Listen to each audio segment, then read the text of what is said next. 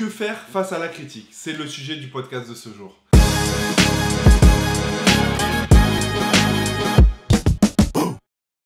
Salut à tous et bienvenue sur ma chaîne. Petit sujet mindset sur la critique. On reçoit souvent des critiques, que ça soit positif ou négatif. Écoutez, c'est la vie. C'est des choses qui arrivent, mais comment les gérer? Du moment que les critiques sont constructives, j'ai envie de te dire, prenez-en note, qu'elles soient positives ou négatives.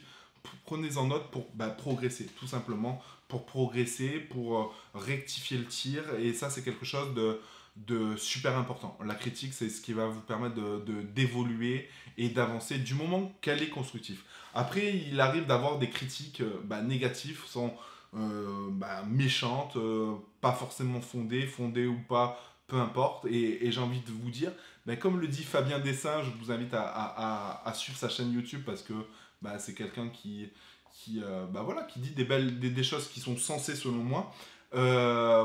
C'est du vent, c'est du blabla. Et j'ai envie de vous dire, ne vous y intéressez pas, passez outre par rapport à ça. Et puis voilà, encore une fois, les gens qui critiquent de façon non constructive, c'est des gens qui sont soit malheureux, soit qui ont besoin d'existence, soit qui s'ennuient. Et du coup, ne vous arrêtez pas à ça. Ne vous arrêtez pas à ça. C'est vrai que c'est pas forcément évident à encaisser. Quand c'est négatif, quand c'est pas fondé, quand c'est gratuit comme ça, c'est pas forcément évident, mais j'ai envie de vous dire, c'est le propre de l'être humain. C'est le propre de l'être humain de jouer à l'émotionnel. Quand il est face à quelque chose, il a deux types de réactions. C'est soit il se défend en critiquant, ou soit il a peur, il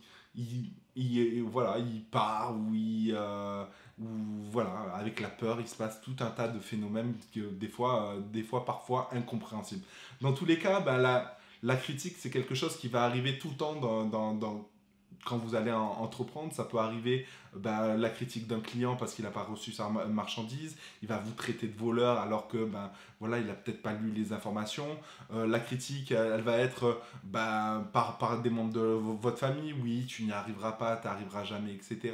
Après, cette critique, elle peut être transformée par de la jalousie parce que parce que tout simplement ils sont jaloux parce qu'eux-mêmes ne sont pas passés à l'action, etc. Après, cette critique-là, elle va même se transformer parfois même en haine parce que vous avez réussi. D'un coup, ils vont dire ouais, c'est un escroc, il travaille sur Internet, etc. etc. Et après, il y a diverses critiques qui peuvent arriver par rapport à ça. Dans tous les cas, restez vous-même, restez authentique, et restez éthique. Ça, c'est quelque chose de super important.